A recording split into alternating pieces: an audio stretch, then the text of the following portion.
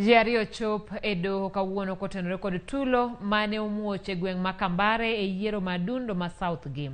Tulo no mane oweyo ji 15 gi hinyruok wachore ni notim kod joma ne owuok e kaunti ma Kisumu.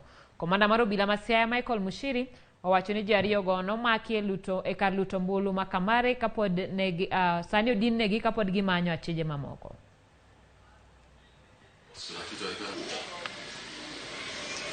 It's regrettable what happened yesterday because we had 7 motor vehicles being stoned at a single polling station, Kambare.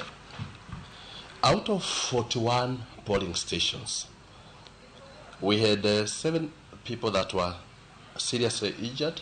They are being attended to at Mbodo Sub-County Hospital.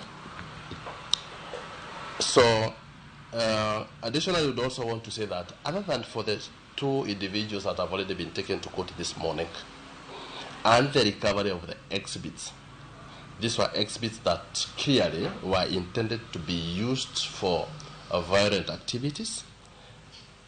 We expect to have more arrests and give a very firm commitment that any of the individuals that would want to distort the law, interfere with an important exercise that as this will be dealt with very, very